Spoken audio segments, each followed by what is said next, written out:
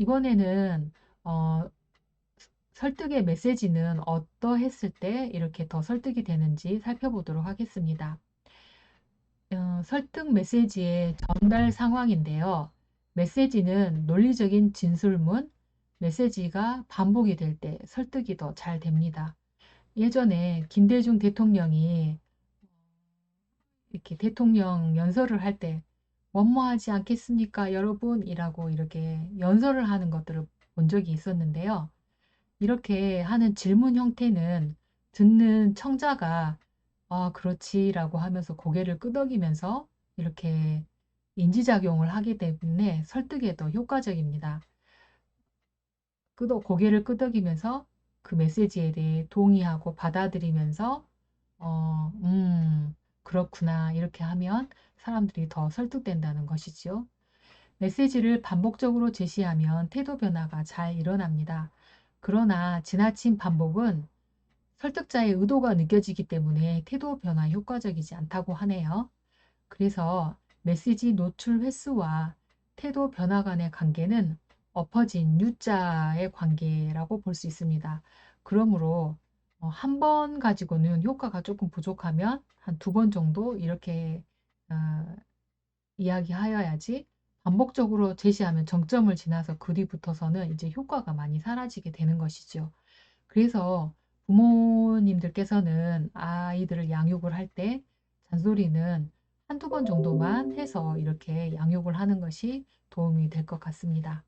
그리고 설득 메시지의 내용은 피설득자의 기존 태도와 격차가 크면 태도 변화가 크지만 지나치게 크면 태도 변화의 크기가 감소한다고 합니다. 즉, 이게 어떤 말씀이냐면, 어, 금연을 예로 들면, 어, 내가 지금 열 개비를 지금 피고 있는데 갑자기 금연을 하라고 하면 이것은 너무 자기가 해볼 수가 없기 때문에 포기를 하게 된다는 것이죠. 그래서 10개피를 피웠다면 다음에는 8개비, 뭐 6개비, 4개비 이런 식으로 해서 이렇게 기존의 태도와 격차가 크지 않게 이렇게 설득 메시지를 제시를 하면 이 사람이 조금 더 이야기를 설- 그 태도를 변화시킬 수 있다는 것이지요. 피설득자 요인으로는 지능이 낮은 사람이 잘 설득되는 경향이 있고 자존감의 경우에는 중간 정도, 나이는 18에서 25세 사이가 가장 잘 설득이 된다고 합니다. 청소년은 자아 정체감이 정립되어 있지 않기 때문에 동경하는 연예인, 운동선수, 그리고 또래 집단의 영향을 많이 받는다고 합니다. 그럼 이번에는 태도 변화가 잘 일어나는 상황 요인을 살펴보도록 하겠습니다. 주의를 분산시켜서 산만하게 만들면 메시지에 대한 반론을 만들기가 어렵기 때문에 태도 변화에 효과적이라고 합니다. 길거리에 이렇게 신발 가게에서 시끄러운 음악을 틀어놓으면 소비자는 주의를 집중하여 쇼핑을 할 수가 어렵기 때문에 충동 구매를 하거나 급하게 쇼핑을 하게 되는 것이지요. 그리고 또 어떤 주제에 대해서 집단 토의를 하게 되면 우리는 본래의 태도를 좀 더 극단적으로 변화시키게 됩니다. 그래서 보수적인 태도와 진보적인 태도를 지닌 사람들이 토론을 하고 마치게 되면 자신의 태도를 좀 더 극단적인 태도로 이렇게 갖고 자기의 입장을 더 견지하게 된다고 합니다. 그리고 설득 상황의 요인으로 세 번째는 태도 변화의 가장 부정적인 그런 상황으로는 강압과 위협입니다. 예전에 민주정부가 세워지기 전에 우리나라에서도 경찰과 검찰이 이렇게 범죄를 잡아가도록 이렇게 강압하거나 폭력을 사용하는 경우가 많이 있었는데요. 이는 무죄까지도 나는 했다라고 거짓 자백을 받을 수 있었습니다. 그래서 예전에 일제강점기 시대 때도 고문을 하고 난 이후에 그 사람의 태도가 이렇게 바뀐 경우가 많이 있습니다. 이는 좀 전에 설명드렸던 인지 부조화 이론에도 적용시킬 수 있는 건데요. 자기의 행동이 바뀌었기 때문에 우리나라에 대한 태도까지 바꾸게 되는 것이죠. 그래서 우리가 잘 아는 이광수, 최남선 이런 예전에 유명한 이런 사회 지도층들이 변절을 하게 되면 더욱더 일제에 충성하는 그런 태도 변화를 보일 수가 있었던 거죠. 이번에는 설득을 위한 접근으로는 어떤 것들이 있는지 살펴보도록 하겠습니다. 좋은 정서를 이용한 설득의 방법을 정서적 접근이라고 하는데요. 예를 들면 우리 아이들이 엄마가 기분이 좋아 보일 때 우리 치킨 사 먹어요 라고 이렇게 이야기를 하면 엄마는 기분이 좋기 때문에 그래 치킨 사 먹자 라고 이렇게 대답을 하지요. 그래서 이렇게 기분이 좋은 상태에서는 인지적으로 이렇게 현상 파악을 하는데 이렇게 치밀하게 행동하지 않기 때문에 어, 이런 좋은 정서를 이용한 설득이 먹히게 되는 것이지요. 또 하나는 공포감을 이용한 설득도 효과적입니다. 금연 안내문이나 폐암 영상 같은 것이 이렇게 공포감을 이용한 설득인데요. 이때, 어, 이때를 적용한 실험이 하나 있는데요. 금연 안내문만 제시한 조건과 폐암 영상을 제시한 조건, 그리고 폐암 영상과 안내문을 모두 제시한 조건에서 세 번째로 제시한 영상과 안내문 조건이 흡연 횟수가 제일 감소했다고 합니다. 그래서 공포감을 통한 설득에서는 이렇게 건강 관련 의약품 광고에서 공포감을 유발하는 광고를 제일 잘 많이 사용하게 된다고 합니다. 공포나 혐오를 이용한 설득이 효과를 보이려면 공포에 대한 정서가 지나쳐서 심리적으로 방어 기제를 작동시키면 안 된다고 합니다. 그래서 나쁜 이런 상태를 벗어날 수 있을 것으로 여겨지는 대안을 이렇게 제시할 수 있을 때 이 공포감을 이용한 설득의 효과가 가장 크다고 하네요. 그러면 이번에는 두 번째로 인지 욕구에 대해서 설명을 해보겠습니다. 인지 욕구가 강한 사람은 물건을 구입하기 전에 사전에 이렇게 조사도 많이 하고 또 선택에서 걸리는 시간도 많이 걸리게 되죠. 그리고 인지 욕구가 낮은 사람보다 태도 변화에 대한 저항도 큽니다. 하지만 인지 욕구가 큰 사람들이 한번 선택을 하게 되면 그 선택에 대한 지속성은 높은 것으로 나타났습니다. 그래서 자신의 인지 욕구를 이용해서 설득을 하게 되면 이 사람은 한번 설득되고 나면 흔들리지 않는 충성 고객이 되는 것이죠. 이 시간에는 설득의 법칙에 대해서 설명해 드리도록 하겠습니다. 음, 로버트 치알드니의 설득의 심리학에서는 사람의 마음을 사로잡는 6가지 법칙을 소개하고 있는데요. 그 6가지 법칙은 상호성의 법칙, 일관성의 법칙, 사회적 증거의 법칙, 호감의 법칙, 권위의 법칙, 희귀성의 법칙을 소개하고 있습니다. 저는 이 책과 함께 더불어 이 내용과 함께 더불어 왜냐하면이라는 단어를 좀 사용해 보고 있습니다.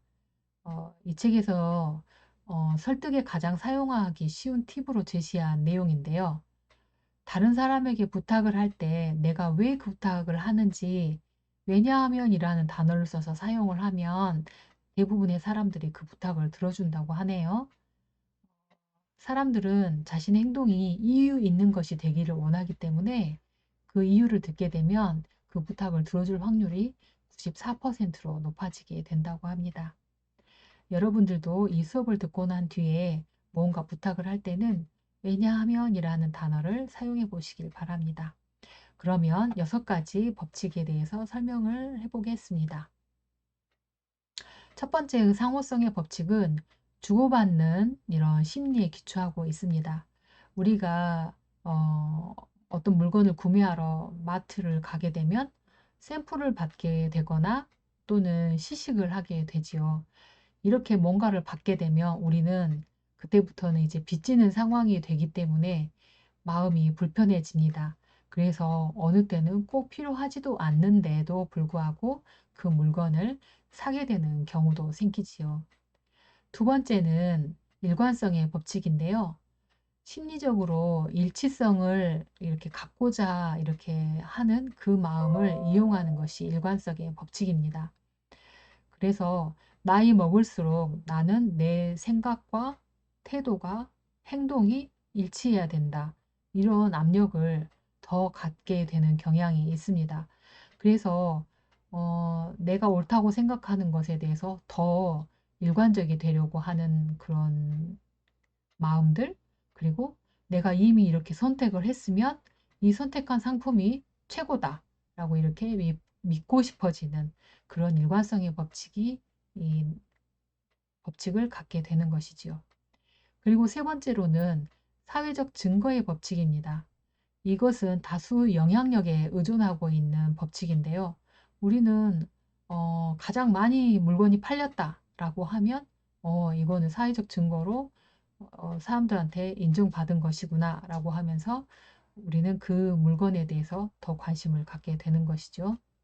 그리고 네 번째로는 호감의 법칙이 있습니다. 유사성을 강조해서 이렇게 호감을 얻고자 하거나 또는 잘생긴 그런 외모를 이용해서 호감을 얻고자 하는 그런 경험들이 아마 있으실 겁니다. 저번 수업 때도 소개를 해줬지만 그 정우성은 잘생긴 외모 때문에 시간당 그 알바비가 다른 사람에 비해서 2배 정도 더 받았다고 해요. 그리고 예전에 연쇄 살인범이었던 강호순도 반려동물 사진을 이렇게 차에다가 걸어 놓아서 자신이 따뜻한 가장, 동물을 사랑하는 사람, 그리고 잘생긴 외모로 이렇게 호감을 얻어서 그렇게 연쇄 살인을 했었다고 하더라고요. 그래서 이렇게 호감을 느끼게 되면 우리가 한 번 더 생각해 볼 필요가 있는 것이죠. 그리고 다섯 번째로는 권위의 법칙입니다. 권위 있는 사람이 설득을 하면 우리는 그 권위에 복종하고자 하는 그런 마음이 생깁니다. 그래서 높은 직책에 있는 사람, 그리고 나의 그 상황들을 이렇게 조정할 만한 그런 높은 지위에 있는 사람이나 또는 큰 체구를 가진 사람, 이런 경우에는 우리는 복종하고자 하는 그런 마음들이 생기게 되는 것이죠. 그리고 설득을 할 때는 또 희귀성의 법칙이 많이 작용합니다. 그래서 우리가 홈쇼핑을 볼 때는 이거 다 팔렸다, 몇 초밖에 남지 않았다, 또는 세일 마지막 날이다. 이렇게 하면 우리는 그 작은 시간과 그, 그 상품으로 인해서 빨리 이렇게 살려고 하는 그런 결정을 하게 되는 희귀성의 법칙에 의해 설득이 되는 경향이 많이 있습니다. 이번에는 그러면 설득당하지 않으려면 어떻게 해야 되는지 살펴보도록 하겠습니다. 우리가 살아가는데 이렇게 설득의 법칙을 알고 있는 사람들은 우리의 인지와 정서, 행동을 이용하여서 설득을 하려고 많은 연구들을 하면서 우리들에게 다가옵니다. 그러면 우리는 꼼짝없이 그런 원하는 행동을 하게 되고 나중에 후회를 하는 경우도 많이 있죠. 그래서 이런 상황을 알아차리게 되면 우리는 어떻게 대응해야 하는지 그 대응의 몇 가지를 소개해 드리고자 합니다. 음, 뭔가 이렇게 우리에게 물건을 주고 그것을 다시 돌려받으려고 하는 상호성의 법칙을 이용하려고 하는 것이 느껴질 때에는 우리는 어떻게 행동해야 할까요?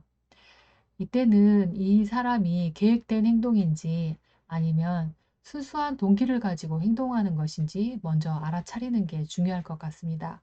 그래서 호의적으로 한 행동에 대해서는 감사하게 받아들이는 태도가 중요할 것 같아요. 그렇지만 이것이 호의로 베푼 행동이 아니라 계산된 행동이라고 하면 그것을 알아차리고 단호하게 대처하면서 우리가 다시 사줘야 된다라든지 갚아줘야 된다라든지 이런 의무감에서 벗어나는 것이 그 다음 순서겠죠.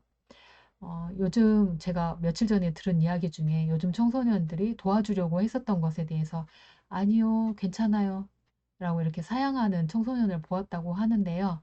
남의 호의에 대해서 무조건 이렇게 상호성의 법칙을 적용해서 받지 않으려고 하는 것도 요즘 이렇게 되게 개인적인 문화에서는 좀 지양해야 되지 않을까라는 생각도 들어요. 우리 인간관계는 서로 주고받고 사는 것이 인간관계에 있어서 아주 중요하기 때문이죠. 하지만 나를 이용하려고 하는 사람이라고 하면 그 행동에 대해서는 차단하는 그런 모습도 중요할 것 같습니다.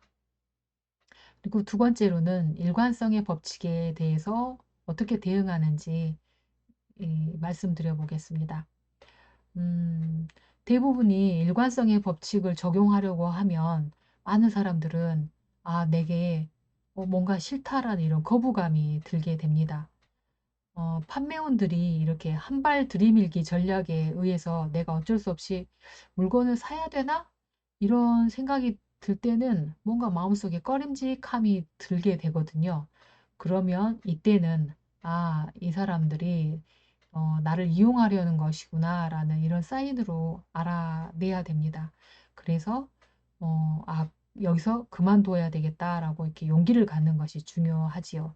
그래서 그때 잠깐 시간을 갖고 내가 나중에 한 시간 뒤에 또는 내일 이 선택을 또 할 것인지 이렇게 고민을 해봐서 내일이라면 내가 이런 선택을 하지 않을 것이다 라고 생각이 든다면 그때 멈추는 그런 선택을 하든지 아니면 다시 이렇게 없었던 일로 다시 환불을 한다거나 이렇게 정리하는 것이 현명한 선택일 것 같습니다.